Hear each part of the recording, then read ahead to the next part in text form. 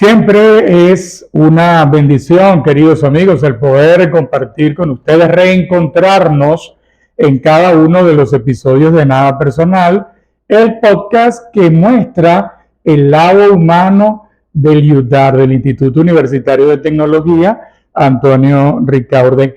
En cada episodio vamos conociendo, descubriendo a esos héroes anónimos que construyen con su esfuerzo, con su tesón, con su cariño, con su pasión, con su amor a esta emblemática institución que se ha convertido en un referente universitario a nivel nacional.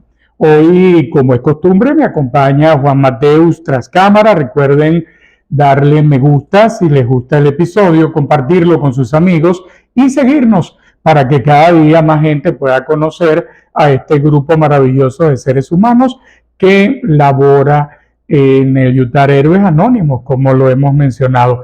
Y hoy nos acompaña otro gran amigo. Se trata del profesor Rogelio Cruz. Rogelio, bienvenido a Nada Personal. Gracias, profe. Bienvenido y saludos al público que te oye. ¿Cuánto tiempo tienes tú en el UTAR? Bueno, este año cumplo 20 años. 20 años. Llegaste hace 20 años a UTAR. Sí. ¿Cómo llegas a UTAR? Bueno, yo estaba haciendo un posgrado, de educación preescolar y yo estaba viendo uno de los episodios de la profesora Evelyn y tal cual como llegó Evelyn, llegué yo. Precisamente también Evelyn llegó más o menos en la misma fecha. Yo estaba haciendo el posgrado y una profesora que nos daba clase a nosotros que se llama Ramona Bolívar, que por cierto, Ramona Bolívar es la única persona en Venezuela que fue alumna de Piaget. Ella fue alumna de Piaget, obviamente una de las personas que más sabe de este mundo de la educación preescolar. Ella nos daba clase a nosotros y hizo el comentario que yo trabajaba en la escuela estatal, yo era maestro estatal y maestro nacional. En la escuela estatal era suplente fijo y en la escuela nacional era interino, era una figura que se lanzaba en ese momento, estaba haciendo el posgrado. Y ella hizo el comentario de que aquí estaban solicitando personal en la carrera de educación preescolar. Yo traje mis papeles, en ese momento era la profesora Teotiste, la coordinadora de la sede de Maracay. Bueno, me hicieron mi entrevista, que antes sí se hacían entrevistas y te hacían una clase. Y yo entré aquí, dando las materias de lengua española, psicolingüística, para la carrera, y literatura infantil para la carrera de educación preescolar, que en ese momento había 3 turnos. Viajando en el tiempo, Rogelio, vayamos a tu niñez. ¿Qué recuerdas de tu época de niño? ¿Jugabas perinola, trompo, metra, volabas papagayo, gurrufío? ¿Qué recuerdas? ¿Dónde estudiaste? Mira, la primaria? Yo recuerdo casi todo, porque yo he tenido siempre muy buena memoria. Yo viví, porque ahora vivo en Turmero, yo viví en el barrio Independencia toda mi vida, toda mi infancia, y hasta hace acaso 5 años, que fue cuando me mudé a Turmero. Yo estudié en la escuela Antonio Esteller, en la primaria, en la escuela Antonio Esteller. El liceo lo estudié en el Liceo Carlos Manuel Arrieta, de séptimo a noveno, y mi bachillerato en el Agustín Codazzi, aquí en el centro. Del Antonio Esteller, ¿a qué maestra o maestro recuerdas? Bueno, a mi maestra Lucy, que fue mi formadora. Nosotros teníamos la maestra Lucy Rea, que era la maestra más difícil de ese colegio, que era la maestra que imponía la autoridad. ¿Te acuerdas que cuando nosotros éramos muchachos, el maestro tenía una autoridad que hoy en día no tiene? Y yo tuve una particularidad cuando nosotros entramos en primer grado. Ahí se mantenían los muchachos. Tú entrabas en primer grado A y tú pasabas a segundo grado A, tercero grado A, cuarto grado, quinto, sexto grado A. Y siempre eran tus mismos compañeros. Por lo tanto, yo tengo muchos amigos de esa época que todavía son mis amigos. Y nosotros comenzamos en primer grado A. Nuestra maestra se llamaba Angélica, no me acuerdo ahorita el nombre, ya estaba en estado de gravidez. Y no sé, apenas unos meses de que nosotros comenzamos clase, ella sale de reposo y comienza suplente tras suplente. Y en primera instancia, un grupo que era muy tranquilo, que era la sección A, tú sabes que siempre la sección A es la gente más tranquila, se convirtió en el grupo de los más revoltosos porque pasamos segundo, en todo, la mitad de primer grado, segundo grado con suplente tras suplente. Total que para el tercer grado entonces nos agarra nuestra maestra Lucy, que era entonces obviamente la necesidad de, porque este era un grupo terrible. Y bueno, esa maestra convirtió a ese grupo terrible en grupo más disciplinado, en grupo, en mejor grupo, pero ella era una maestra fuerte, en ese entonces era la jefa y encargada de la disciplina de esa escuela y nosotros éramos los primeros disciplinados, pero como era antes, a punta de... Los hizo entrar por el aro. Por el camino del bien. Por el camino del bien. Después nosotros hemos coincidido, hoy en día ella es la directora del colegio que está en la barraca de los pasionistas. Y ella dirige ese colegio. Y ahí está mi sobrino Sebastián, que como tú lo conoces. Y te has encontrado sí, con sí, ella. ¿Qué sientes cuando ves a tu maestra Lucy ya ahora de grande, Rogelio? Y ella que te dice que ve que ese niño que en algún momento metió al riel por el aro, inclusive se hizo docente de carrera, de vocación y se hizo arquitecto de seres humanos. ¿Qué siente ella? Hemos compartido en otros espacios porque compartimos espacios a nivel de la Iglesia Católica, ambos somos de la Iglesia Católica. Ella forma parte de la feligresía de su comunidad en San Agustín, pues ya es aquí en San Agustín. Y después ella estaba en supervisora en la zona educativa, mientras que yo fui director de preescolar en Palo Negro. O sea, que tenía que seguirle rindiendo cuentas a la maestra Lucy. Por supuesto, entonces ella estaba como supervisora en zona educativa y siempre coincidíamos en espacio ahí y el cariño obviamente nunca se ha perdido. Y hoy en día, como te estoy diciendo, ella es directora del colegio de tu sobrino Sebastián. Mi sobrino Sebastián, que tú sabes que es como eras tú cuando eras pequeño. Sí, nosotros tenemos una característica, todos mis hermanos y ahora mis sobrinos, es que nosotros tenemos como un déficit de atención, de hiperactividad. Entonces siempre hemos tenido la necesidad de quemar esa energía porque hemos estado siempre... Y eso lo entendiste después de grande, ¿no, Rogelio? No lo entendías cuando eras pequeño, ¿no? Cuando era pequeño, siempre teníamos ese problema. Nosotros somos gente, mi papá es de campo, mi papá es de Belén, Estado Carabobo. Entonces, obviamente, quemábamos esa energía para allá. Nos íbamos de vacaciones, en Semana Santa, los fines de semana. Y además que eso nos gustaba. Pero más que todo nos íbamos precisamente para quemar esa energía. Como te decía, bueno, mi sobrino está ahí con la maestra Lucy y hay una anécdota que es que ella también cumple años el mismo día que yo. Cumplimos años el mismo día. Y entonces, a pesar de todos los años que yo tengo 47 años, y que nos empezamos a conocer en tercer, cuarto grado, nos escribimos felicitándonos el día de nuestro cumpleaños, porque cumplimos años el mismo día. Cumpleaños el mismo día. Rogelio, de esos viajes al campo para quemar ese excedente de energía, ¿qué aprendiste con tu papá en el campo? ¿Las labores propias del campo las aprendiste? Cuéntanos un poco de tu experiencia en esas temporadas vacacionales que deben haber sido inolvidables. Inolvidables. No solamente con mi papá, que obviamente con mis abuelos, con mis tíos. Mi familia es de allá, mi familia por parte paterna es de allá y todavía nosotros somos asiduos visitantes. Mi papá precisamente por tema de situación país, del año pasado, mediados del año pasado, nos lo tuvimos que traer porque él vivía allá. No solamente nosotros... Exactamente dónde está, en qué parte. Él vive, todavía tiene su casa ahí. Precisamente ahorita en el proceso electoral, él fue hasta allá para votar y se regresó una semana después, duró una semana antes de las elecciones y una semana después. Eso es una comunidad, un pueblito que se llama Manuarito. Y eso está a 40 minutos de Belén, que es un pueblo del estado Carabobo, del municipio de Carlos Albelo Carabobo. Y esto tiene una característica, Cosimo, que ahí no hay luz eléctrica. Ahí se vive en casa de bareque, en terrenos, obviamente, terrenos propios, terrenos completamente agrestes, y no hay ni siquiera electricidad, no hay luz eléctrica. La gente todavía vive ahí como en la Venezuela de los años 20. Y bueno, para algunos es complicado, pero para otros Para ellos no, porque ellos tienen su protocolo de trabajo, su manera y de... para uno es maravilloso.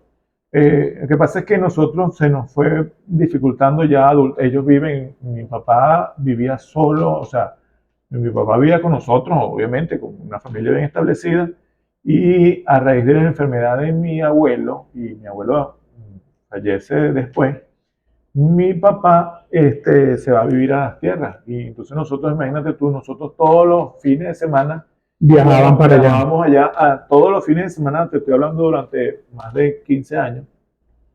Viajábamos los fines de semana para llevarle comida preparada. Pues mi papá, hombre de campo, solamente, bueno, todo aquí, decía, todo tipo de carne, todo tipo de parrilla, todo tipo de comidas a carnes, ¿no?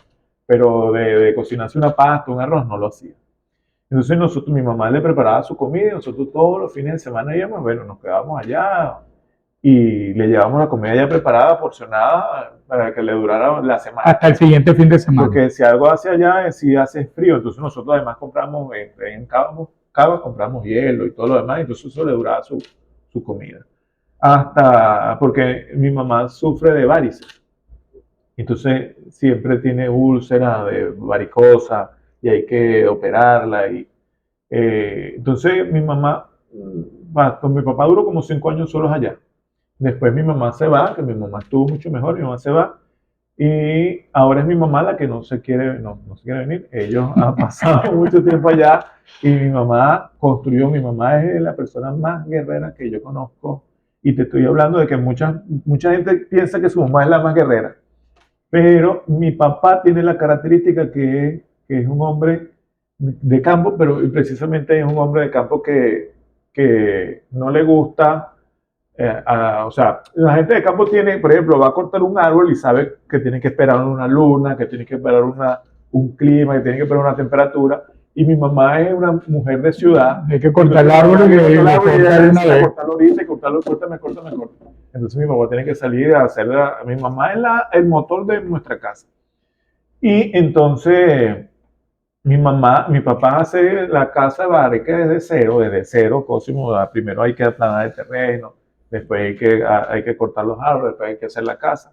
Bueno, y una vez, entonces mi mamá estaba esperando a que mi papá le pusiera el barro a la casa y que después le pintara así. Y entonces una vez nosotros fuimos y estaba mi mamá le puso su barro a su casa con sus manos, porque obviamente como no tiene cepillo, no, con sus manos. No tiene cepillo, no tiene implementos de albañilería. En su momento mi mamá le puso su barro a su casa, mi mamá pintó su casa, mi mamá hizo su piso y hoy en día tú puedes ir allá y eso es una casa de bareque de piso de tierra y tú puedes ir y ahí no hay ni un sucio, ni nada mal ubicado, ni nada desordenado.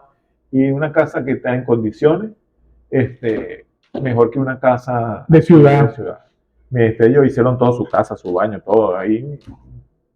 ¿Ya tienen electricidad? No. Todavía no llega la electricidad. Por tema país, por tema de dificultad, mira, para llegar ahí o te vas por Magdaleno, pasas Magdaleno, después que pasas Magdaleno subes por Guacamaya, o sigues derecho, pasas Huigüe, pasas Yuma, llegas a Huigüe y subes para Belén, o te vas hacia Belén. Y de Belén para allá son 45 minutos. Sí, son 40 minutos. Aparte, ¿no? A pie. Sí, a pie. O sea, de Belén para allá es a pie. Sí, a pie o en rústico, 4x4, con doble, lo que se llama doble, o a caballo. Porque el camino es muy sabroso. Sí. Y de paso tiene que ser un buen piloto porque no toda persona que maneje llega allá. Ha habido accidentes fatales de personas que no tienen experiencia y que se encaminan hacia allá y han perdido la vida. Ahora, y estando allá, Rogelio, te involucras, ¿no? Un proceso, supongamos, de vacaciones, vas allá a compartir con mamá, con papá.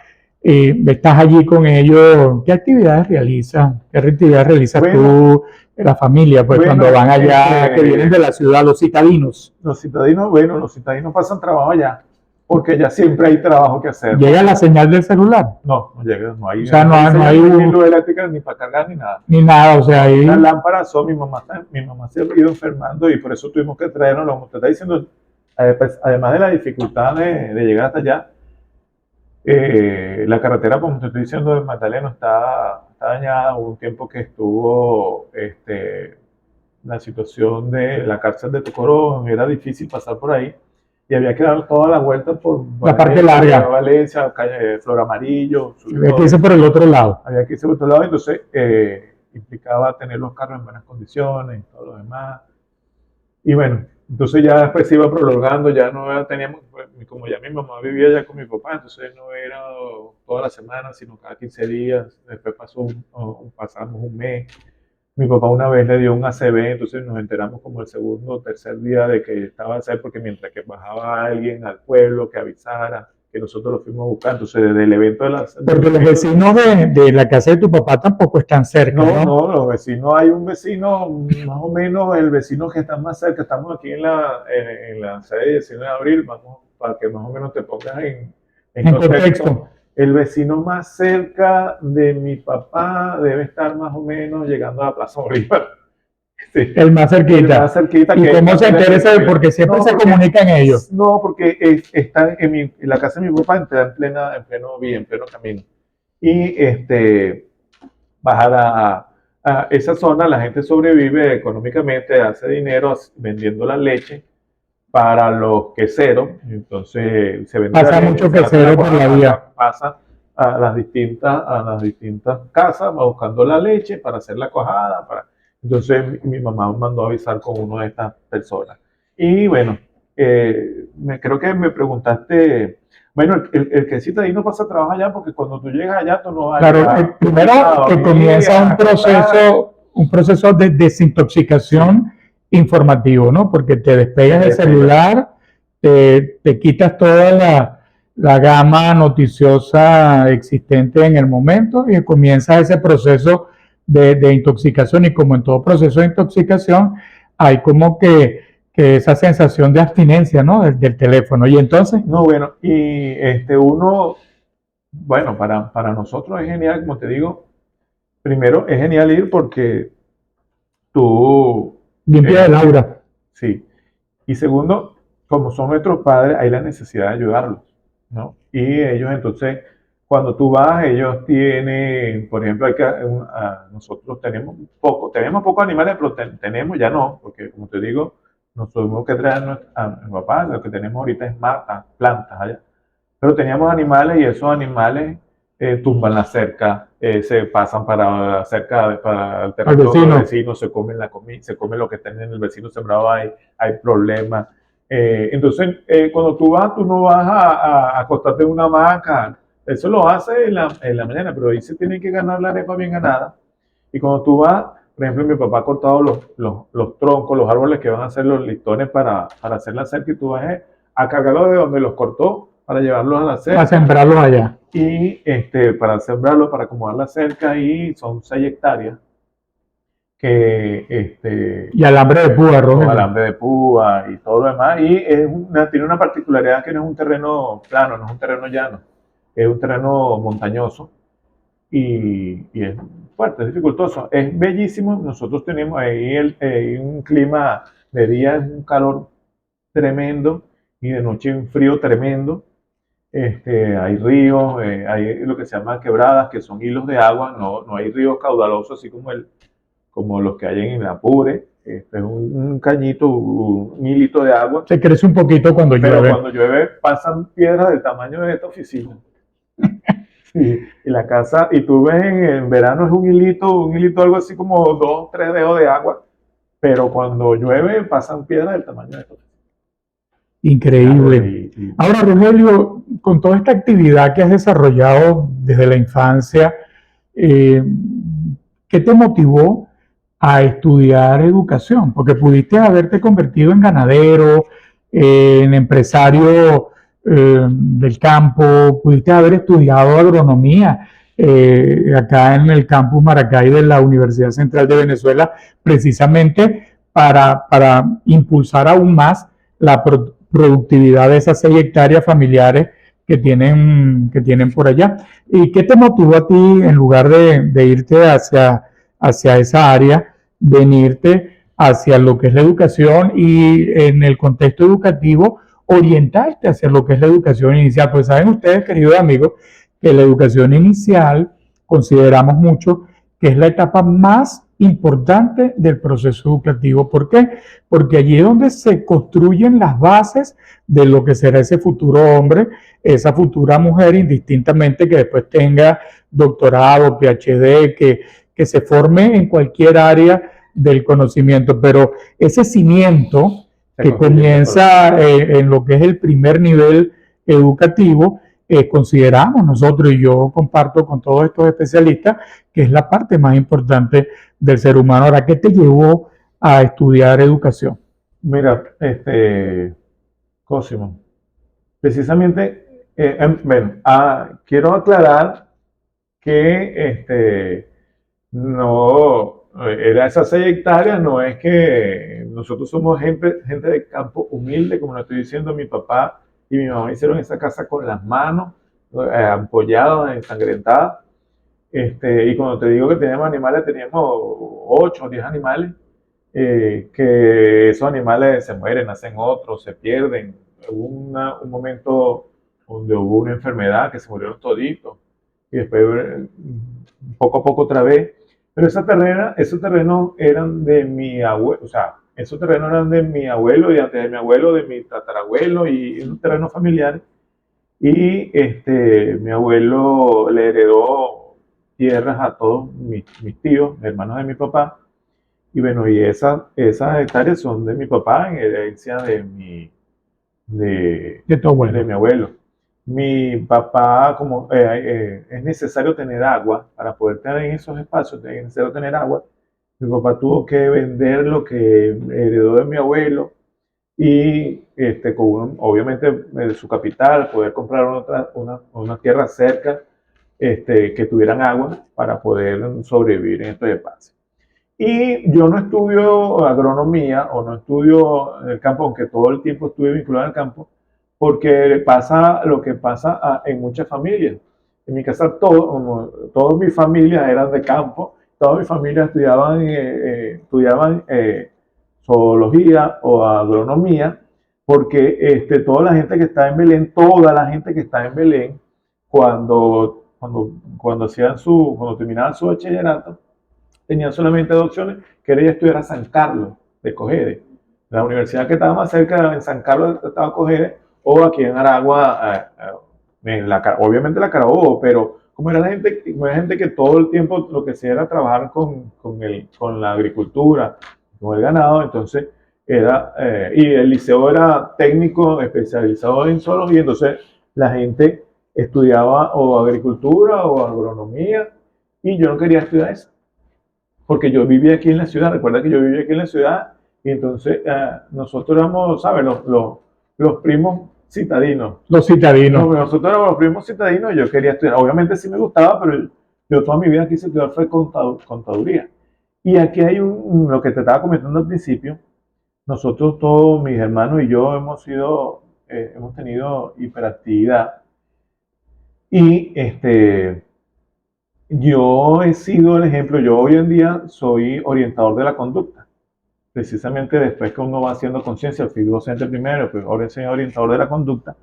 Y gracias a entender un poco de lo que te pasa y por qué te pasa a nivel conductual, yo he estudiado de todo. Yo hoy en día doy una charla aquí en el ETAR en el propedéutico de orientación vocacional, y le explico a los muchachos que no importa que en una primera instancia sientan que están perdidos, no importa que en una primera instancia sientan que esa vocación que están eligiendo o esa carrera que están eligiendo no es la que, porque yo soy el ejemplo de eso. Yo he estudiado de todo, Cosimo.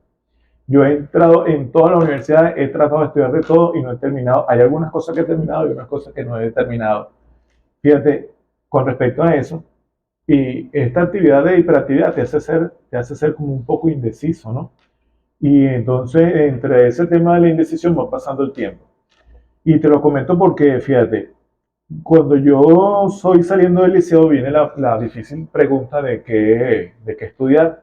A mí me gustaba era contaduría porque en mi mente estaban los negocios, esa parte del campo, pero lo que quiero es ser administrador, contador, dueño y señor. Manejar los reales. Manejar los reales del campo, no está no el campo como tal. O sea, en el campo, pero no con los animales, sino con la plata, con el dinero. Esa era mi visión. Y entonces yo siempre fui, a pesar de mi inquietud y todo, como te digo que nosotros nos tocó una maestra muy disciplinada, yo siempre fui buen estudiante, porque eso tenemos esa característica que tenemos nosotros. ¿No? Hay muchos niños que sufren de hiperactividad y además también no tienen suerte de tener buenos maestros que canalicen, entonces estos muchachos tienen muchos problemas académicos. Nosotros venimos una mamá muy consecuente con los procesos de estudio académicos, buenos maestros y entonces nosotros fuimos siempre exitosos académicamente. Hacíamos nuestras tareas, hacíamos nuestros deberes escolares y siempre tuvimos buenas notas. Yo salgo del liceo, ¿te acuerdas que había que hacer la práctica académica? Yo presento a la práctica académica y yo quedo en, en agronomía aquí en la central, quedo en administración en la Simón Rodríguez y también tenía un compañero de clase que él quería ser militar y él quería, acompáñame, vamos a presentar, acompáñame. Y total que yo voy y presento y quedo en la Academia Militar de Venezuela también. Y entonces ahora la decisión de que estudio. Pues estudio administración, que es lo que me gusta, estudio agronomía, que es lo que aparentemente me convenía, o estudio militar, que en ese entonces los militares, sobre todo aquí en el estado de Aragua, en Caracas, mejor dicho, era muy bien visto. Y bueno, me decía, bueno, ese compañero que estudió conmigo, él no quedó, nosotros presentamos, yo quedé, él no quedó. Y bueno, yo duré 3 años en la Academia Militar de Venezuela y desde el primer día de que entré, yo sabía o sea, yo estaba muy entusiasmado, mi papá en ese entonces, todo el dinero que mi papá tenía, todo se invirtió en eso porque era costoso. Había que, por ejemplo, no te pedían un pantalón, sino una docena de pantalón, una docena de medias, una docena de interiores, una docena y así por todo. Y de paso había que pagar fiadores, había que hacer mucho papeleo y mi papá lo que era montacarguista. Mi papá nos mantuvo a nosotros toda la vida fue con ese trabajo de montacarguista en distintas empresas. Y mi mamá ama de casa, total que la única entrada era de mi papá. Yo duré 3 años, como les digo, yo duré 3 años ahí, pero desde el primer día que entré, yo cuando apenas entré por esa puerta, que uno entraba aquí en la escuela básica, aquí en la Avenida Bolívar, que te cortan el cabello, yo dije, ay, ¿dónde me metí? Y bueno, duré 3 años ahí por tu papá, por el esfuerzo que estaba haciendo. Por el esfuerzo que estaba haciendo, y mi papá, yo duré un año ahí, 2 años en Caracas, y para mí era como una prisión porque ahí era muy rígido, ¿no? Entonces, en ese entonces era rígido. Mi papá como eran de aquí, yo estaba solo allá, yo viví casi 3 años en Caracas, el 23 de enero, y nada más salía los fines de semana, horas. Entonces, no me podía arriesgar a venir a Maracay porque si no conseguía pasaje, porque me podía quedar arrestado por llegar tarde, porque si llegaba un minuto tarde estaba arrestado y no me arriesgaba y mis papás no me podían ir a visitar. En total que fueron unos 2 o 3 años dificilísimos para mí y bueno, finalmente... ¿Qué lograste aprender de ese periodo tan complicado en aquella academia militar? ¿Qué aprendiste? ¿Qué te quedó? Más allá de esa experiencia de seguir como que hacia adelante, llueve, trueno, relampaguee. ¿Qué te quedó? ¿Qué aprendiste, Rogelio? No sabría decirte. me quedó obviamente la disciplina me quedó algunos buenos hábitos y algunos malos hábitos. Ahí uno tiene una vida nocturna en el sentido de que todo se hace en la noche a escondidas y todo lo demás. Entonces, yo toda mi vida hasta ahorita, yo trabajo, estudio en las noches porque en las noches donde rindo más, creo que me quedó En vigilia te quedó de me esa quedó de época, eso, sin embargo eso es desgastante, porque pasas el día a veces con con jaqueca, somnolencia. somnolencia. Pero me quedaron algunas cosas, algunos hábitos de militar, pero eso fue Tender ya, la cama, por lo menos. sí, sí, pero eso fue hace ya más de 20, 25 años. Y Termino la academia y entonces termino la academia, salgo de la academia, yo siempre busqué una excusa como para salir, se presenta la excusa para salir, yo salgo y obviamente entonces estoy en problemado con mi papá. Porque mi papá todo se el mundo sintió mi hijo militar, mi hijo decepcionado. militar, mi hijo militar, mi hijo militar, mi hijo militar. Y tenía toda su esperanza puesta en eso, sin embargo, bueno, entonces cuando yo tenía un compañero del liceo, que era muy amigo mío, cuando yo salgo, él me plantea la idea de trabajar con su papá, que su papá trabajaba en la Secretaría de Educación del Estado de Aragua, el profesor Ángel Camejo, este, y se me presenta como la idea de montar mi escuela, de montar yo el negocio, un negocio en una escuela. Voy a la zona educativa, averiguo, para montar una escuela tenía que ser docente, o porque, como yo fui militar, entonces tenía la idea y como me gustaban los números, recuerden que le dije que me gustaban los números, me inscribo en la Universidad Abierta para estudiar administración. este, Me inscribo en el pedagógico, van a estudiar. Bueno, en un primer instancia yo pienso que lo más fácil es estudiar educación preescolar porque no sabía que era una carrera tan sesgada para la población femenina. Y yo, como tenía el ritmo de estudiar materias y todo lo demás en la academia militar, pienso, bueno, me voy a meter, voy a estudiar el mundo de la educación, voy a estudiar lo más fácil, que es preescolar. A su vez estudio administración de empresas. Cuando me gradúe, monto mi negocio, monto mi preescolar, soy el administrador, soy el dueño, soy el director, el novio de la maestra, el papá de los niños. Ese era mi proyecto, ¿no? Cuando entré en el pedagógico, a uno le hacían pruebas psicotécnicas. Y obviamente, me acuerdo que me hizo una prueba psicotécnica a mí, la profesora Silvia Ribot. Y Silvia Ribot tiene una característica. Maneja el cerebro triuno. Pero ya va por la calle del medio. Entonces ella obviamente me ve y lo primero que me pregunta era que si era homosexual. Y yo en primera instancia no entendía. ¿De qué pregunta es esta? ¿Por qué la pregunta? Y bueno, presento mis pruebas, hago todo lo demás. Yo entro, pero yo soy Silvia, la profesora Silvia, excelente docente, después me da clases, pero yo sentía que ella cuando me da clases era como muy recelosa conmigo. Bueno, cuando hago las pruebas, cuando uno se da pruebas psicotécnicas. Sí, porque era como una carrera para damas, ¿no? Para mujeres en aquel tiempo. Cuando llaman a hacer la prueba académica, me acuerdo que dicen Rogelia. Y cuando bueno, un error comete cualquiera. Cuando yo entro, veo que los muchachos que en ese entonces era estudiante y después fuimos compañeros, inclusive trabajamos aquí, él es dueño de un preescolar por aquí cerquita, el profesor José León.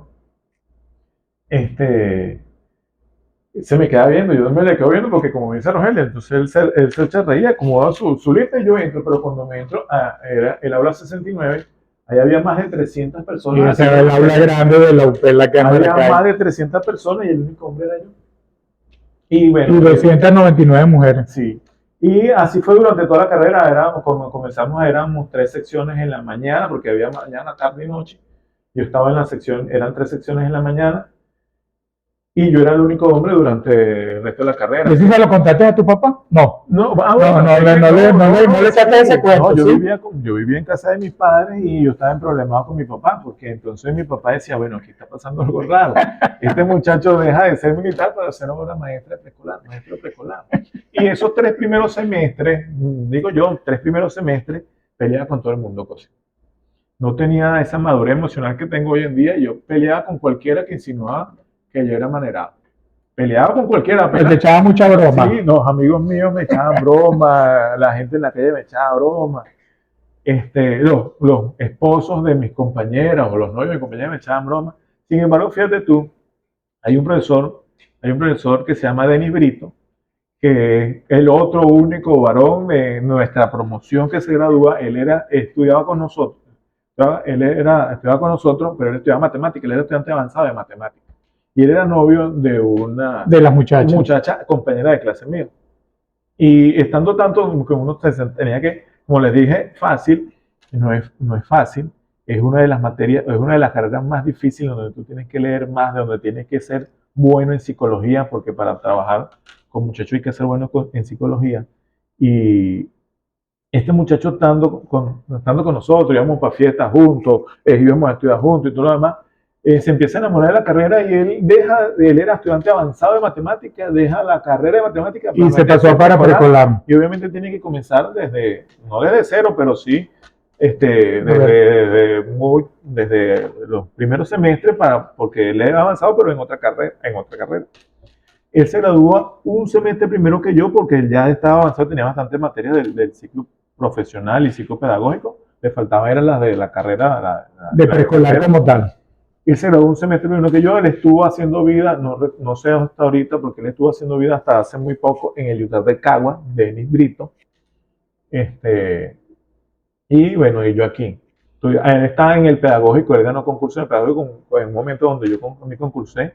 Que no gané concurso, después no seguí intentando concurso en el pedagógico, porque seguí aquí, porque me ocupé, porque después fui director en un colegio, y bueno, se me complica la cosa. Pero volviendo al tema, mira, yo comencé entonces la carrera militar, no la terminé, comencé la carrera de administración, llegué hasta el cuarto, quinto semestre, porque estudiaba.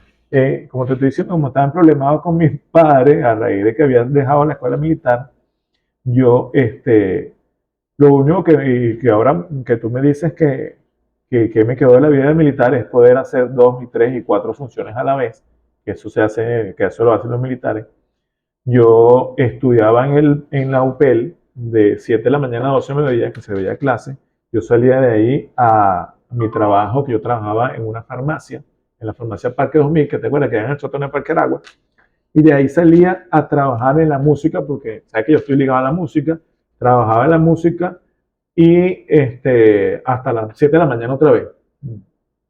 Y de ahí otra vez al pedagógico, y entonces total que yo no iba a la casa, o iba a casa cuando no había toque,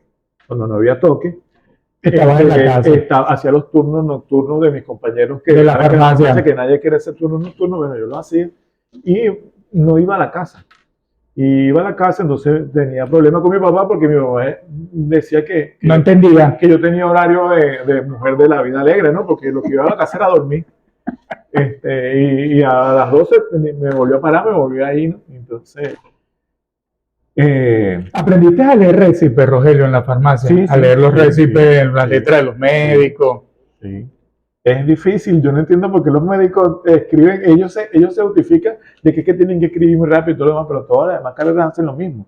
Yo no entiendo por qué escriben tan deteriorado. Tan rápido. Fíjense, queridos amigos, que lo que comenta Rogelio en relación a preescolar, que no es fácil, como mucha gente puede imaginar. Tan es así que si ustedes revisan el pensum de estudio del UTAR, que está muy, muy bien confeccionado, muy bien elaborado, ustedes podrán ver que al comparar la carrera de preescolar con cualquier otra preescolar, siempre en cada uno de los lapsos tiene 2 materias más, mientras las otras carreras presentan un perfil de 6 asignaturas. En un lapso académico, preescolar presenta 8. 7 y 8. 8 y 7 materias. El semestre donde menos se ven materias se ven 7. El semestre donde se ven menos materias se ven 7. Rogelio, bueno, logras sobreponerte a toda esta situación. Era el varón del salón. ¿Y cómo era tu relación con todas tus compañeras de clase? ¿Tú llevabas el liderazgo? Excelente, sí. ¿O las dejabas a ellas que...? Excelente. Siempre, en mi casa, como te digo, nosotros tenemos una formación en donde el varón debe apoyar, en donde el varón debe ayudar, en donde el varón debe hacer, y yo logré ser esa persona que amalgamara A todo el grupo. A todas las tres. ¿Te acuerdas que te dije que eran tres secciones? Porque si hay algo que tengo que decir, y esa experiencia, bueno, yo he tenido entonces experiencia dando clases en todos los niveles educativos. Yo trabajo con niños pequeños, con estudiantes universitarios, con gente de liceo, con muchachos de escuela, con sacerdotes, con militares, en posgrado. Yo le he dado clases a todos los niveles y en todas Las áreas. las áreas con educación especial. Y hay alguien que es más, si no hay nadie, una población que es más problemática, es la población femenina. Se molestan entre ellas, se dicen cosas, siempre están a la defensiva. Y en ese entonces, obviamente, yo logré ser como el catalizador de ese grupo. Sí, porque yo saludaba a todas y de alguna forma era como lo que unía a las tres secciones. Yo fui presidente del centro estudiante de la carrera de educación preescolar en mi época de estudiante. ¿Tu papá qué te dijo? Además. No, ya de ahí las cosas estaban... Ya se había limado la pereza. Porque estos fueron los primeros 3-4 semestres. Y fui ¿cómo se llama? Además del presidente del centro estudiante de la carrera de educación preescolar, era el de graduación, el vocero de la cuestión de graduación. Y como te digo, entonces ese papel me sirvió para unir a todo este grupo de mujeres. Y excelente relación todavía conservo excelente amistad, todavía conservo excelente, nos conocemos, en el mundo de la educación se conoce todo el mundo porque no solamente porque cuando estás estudiando, bueno, tú no estudias conmigo en mi salón, pero estudias, te veo, y después cuando empiezas a trabajar, te ves en los congresos, te ves en la zona educativa, hablas, conversas. Es más, te haces más amigos después que sales de la universidad que estando en la universidad, porque en la universidad yo te veo, te saludo, pero ya. En cambio, mientras que estás en la zona educativa, mientras que estás trabajando, como te dije, yo he pasado por todos los niveles en la educación preescolar. A mí nadie me va a echar cuenta de educación preescolar, como dices tú, porque yo fui estudiante, después fui maestro, después fui director, y mientras el maestro fui suplente, fui interino, fui maestro. Rogelio, ¿a qué crees tú que se deba que a pesar de la importancia superlativa que tiene para una sociedad, para un país, la educación inicial, la educación preescolar, haya descendido tanto la matrícula en esta carrera? No solamente acá en el UTAR, sino en la UPEL y en todas las instituciones universitarias del país que la dictan. ¿Qué crees tú que ha sido el elemento que ha de alguna manera impedido a que las nuevas generaciones de jóvenes se animen a estudiar educación y particularmente educación preescolar? El económico, el económico. Mira, las políticas educativas que hemos tenido en estos últimos tiempos y con respecto a la política de sueldos y salarios es muy, muy, muy triste. Hubo épocas en donde mi sueldo, como te estoy diciendo, yo trabajo en el pedagógico como profesor contratado, trabajo aquí en el UTAR, un profesor fijo, trabajaba en el Ministerio de Educación, y hubo una época que mi sueldo, por ejemplo, del Ministerio de Educación, me alcanzaba solamente para comprar un papel toalé y una harina pan, en una quincena. Solamente me alcanzaba para comprar una harina pan y un papel toalé, sin meter más nada. Y entonces eso hace que la gente lo piense dos veces, ¿no? La segunda problemática tiene que ver con que la carrera de educación es una carrera longeva en el sentido de cuando ya tú comienzas a trabajar, tú tienes 25 años trabajando para salir jubilado. Entonces, los nuevos estudiantes, la gente, porque siempre va a haber niños, siempre hay la necesidad de tener maestros de la carrera de educación. Y yo espero que en algún momento esto florezca nuevamente y vuelva a haber la educación con esas aulas, cantidad de muchachos como las teníamos. Pero, como estoy hablando, la política que hemos tenido ha hecho poca generación de escuelas, se han construido pocas escuelas, y si a eso tú le sumas que el maestro que está ahí va a durar 25 años ahí, entonces ahí en esa escuela, por ejemplo, en el barrio donde nosotros vivimos, en estos últimos 25 años nos han construido una escuela nueva. Pero todos los días hay niños, niños, niños, niños, niños, todos los días nace un niño. Y entonces el maestro que tú vas a conseguir, hace 20 años tú fuiste, te vas a conseguir el mismo maestro. La única forma es el mismo trabajador, la única forma es que ese trabajador que también estuvo pasando, ese otro elemento, gracias a la migración, muchos maestros dejaron su puesto de trabajo, esa es la única forma como de entrar. Pero otra política que se hizo fue, en vez de, bueno, vamos a sustituir a este maestro, como no tengo nadie que quiera estudiar ni nadie que quiera agarrar ese trabajo por el poco dinero que significa, entonces, bueno, cierro esa sección. Esa fue una de las políticas. Cierro esa sección. Llevas a sobrepoblar otra. Y cierro esa sección y entonces no crece, y tampoco permite el ingreso de nuevos docentes. Esa es una de las cosas que pasa. No pasa solamente con preescolar, pasa con toda, con matemáticas, con educación física, con... Rogelio, más allá de tu actividad profesional que considero que es maravillosa, Rogelio es uno de nuestros héroes anónimos, de nuestros extraordinarios profesionales que tenemos acá en el UTAR. Y más allá de esta actividad profesional que tú desarrollas, ¿te gusta hacer deporte? Sí me gusta hacer deporte, lo que pasa es que, como te digo, como estuvimos conversando, hago tantas cosas que no me da chance. Siempre la gente dice, no, que siempre hay chance, aunque sea 5 minutos. Entonces esos 5 minutos me pongo a subir y bajar la escalera o me pongo a hacer abdominales allá en la casa. Pero hay un problema que no es consecutivo. Y para mantener... No tiene constancia. Por ejemplo, hasta hace algunos meses lo estuve publicando porque los amigos míos, que son muy echadores de broma, me decían, no, empecé a subir el cerro allá en Turmerón, donde estoy viviendo. Y entonces me pasaban mensajes, en lugar de mensajes de aliento, que hasta hoy llega, que no hacen más, entonces comenzaba a publicarlo. A sabotearte la actividad. Pero lo principal de sabotear es uno, porque tú llegas a mitad de camino y te dices, ya no puedo más. Pero llega un momento que tú dices, no, sí puedo. Día 1, día 2, día 3. Pero nos pasó una buena noticia, que es que mi esposa, y yo subí el cerro con mi esposa y mi esposa quedó en estado. Que nunca habíamos podido tener. A raíz de esa actividad deportiva.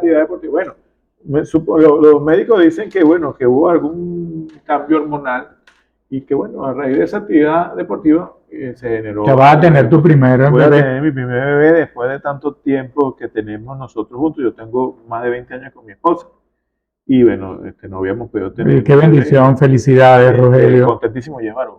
¿Es varón? Es varón, ya tiene hoy, mañana cumple 23 semanas mi esposa de embarazo. Y bueno, ya sabes el colegio donde va a estudiar, ¿no? Ya sabes el colegio donde va a estudiar. Ya sabes dónde va a estudiar, lo va a recibir la maestra ya, la maestra Lucy. Pablo de la Cruz. Oye, qué bueno, es una alegría para toda la casa, ¿no? Para todos, sí, una mayor alegría, imagínate tú, yo soy el hijo varón mayor, porque nosotros somos tres, yo estoy primero, después viene mi hermana, después viene una hembra y yo que era mayor no tenía bebé. Hay algo que te quería comentar que comentaste de la carrera de educación preescolar que no se ha comentado y es la figura masculina dentro de la carrera de educación preescolar. Es sumamente importante la figura masculina dentro de la educación de un niño pequeño.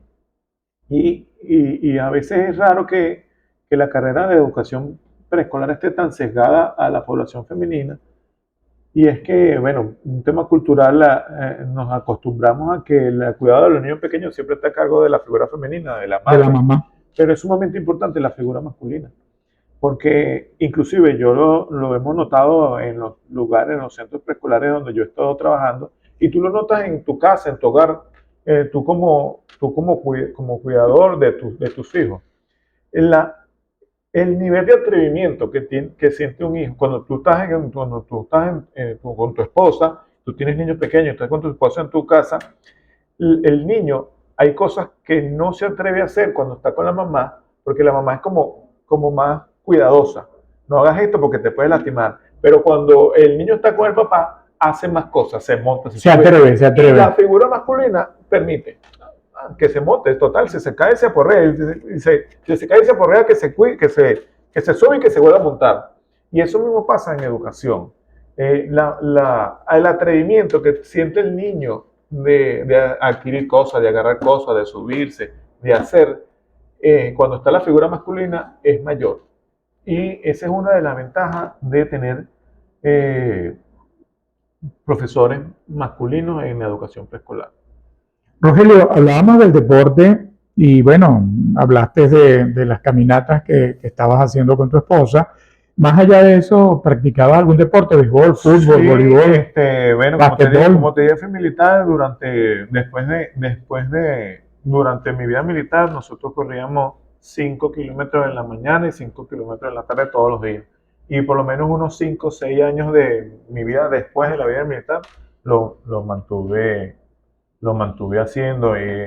Hacíamos 11 kilómetros, hacíamos como 5, yo hacía como 5 kilómetros diarios trotando y los fines de semana hacía 11, 12 kilómetros trotando. Entonces durante muchísimo tiempo me mantuve en forma.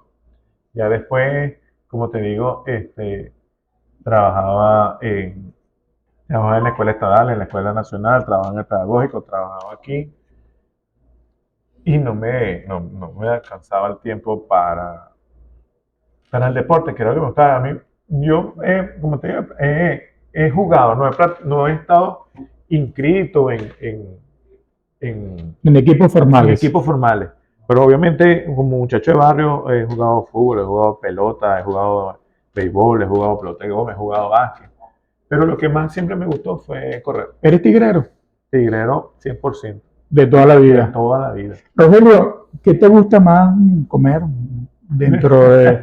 Eres comelón, tú eres un comelón, pero de toda la gama, No, ¿qué es lo que más te gusta? yo soy un crítico culinario. Yo como de todo y me gusta comer, me gusta cocinar porque me gusta comer.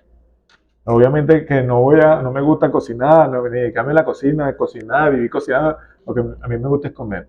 Y en mi familia me echan mucha broma porque tú sabes que tú me preguntas qué es lo que más me gusta y hay gente que tiene un plato favorito. Yo tengo plato favorito de comida chatarra, el plato favorito de comida callejera, el plato favorito de postre, el plato favorito ¿Cuál es de tu fruta. favorito de chatarra, de comida chatarra?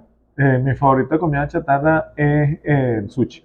El sushi, Que el no es postre. chatarra, pero ¿El postre? ¿Cuál te gusta? la torta de parchita. Me gustan las cosas ácidas. La torta de La torta parchita. de parchita, el helado de parchita, las cosas. Si tuvieras que recordar y compartir con la audiencia una comida que prepare tu mamá que te mueve el piso y que te lleva cuando eras niño, que todavía la prepara y que cuando sientes, percibes el aroma al llegar a casa, automáticamente te transportas, ¿qué comida es? No, mi mamá cocina de todo. Mi mamá, como siempre estamos hablando, mi mamá es la mejor cocinera y cada vez que tengo la oportunidad de comer la comida de mi mamá, así sea una comida que no tenga todo el aliño, para mí es la mejor comida. Y mi mamá me enseñó a hacer, yo hago mis propias hallacas navideñas, mi mamá me enseñó a hacerlas. Durante mucho tiempo ella lo hacía, después lo hicimos entre los dos. Ahora yo hago las mías en mi casa y voy a ayudarla a ella y las hallacas de mi mamá. Obviamente, tú sabes que siempre le dicen que la mejor hallaca la hace la mamá, pero yo no sé si mi mamá hace la mejor hallaca, pero esa tiene una particularidad. Tú la puedes probar, yo las puedo probar, me pueden poner 100 hallacas y yo pruebo hallaca y hay hallacas buenas, hallacas malas, pero yo reconozco el sabor de la hallaca de mi mamá. Y en mi casa, todos mis amigos íbamos a comer para mi casa. Todos mis amigos iban a comer para mi casa porque en mi casa, como te estoy diciendo, en mi casa era una casa humilde, mi papá lo que era obrero, pero en mi casa siempre, mi papá no gastaba plata en zapatos, no gastaba plata en ropa, pero me gastaba plata en comida. En mi casa se compraba, no se iba a comprar un, un kilo de carabota, en mi casa se compraba un pipote de carabota, no se compraba una cebolla, compraba un guacal de cebolla. Entonces en mi casa había comida. Y mi mamá es atenta a todos esos aspectos. Entonces, por ejemplo, en mi casa el almuerzo de toda la vida, no estoy diciendo, y en tiempos de crisis, en mi casa está como en los restaurantes, el seco, la sopa, el pan. Entonces en mi casa, mis amigos siempre iban porque en mi casa, por ejemplo, estaba el plato de comida, arroz con pollo guisado, la sopita o Del sopa, mismo pollo.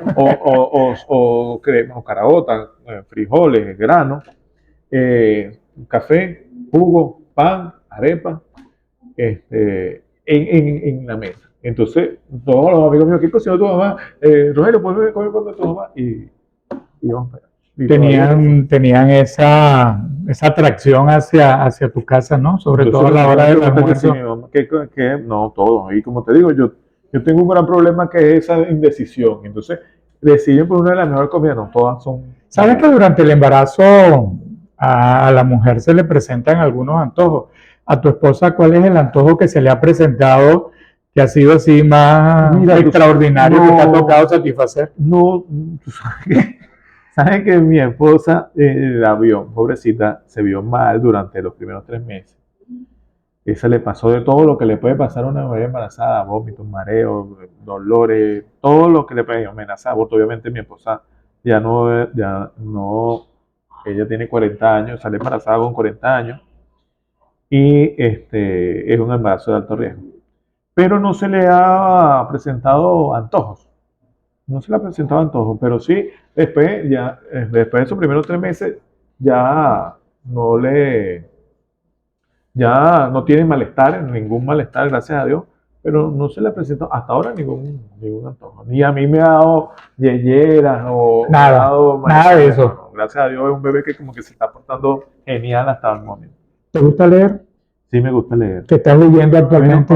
Actualmente no estoy leyendo sino libros, textos, documentos de la carrera de educación preescolar. Es lo que estoy leyendo.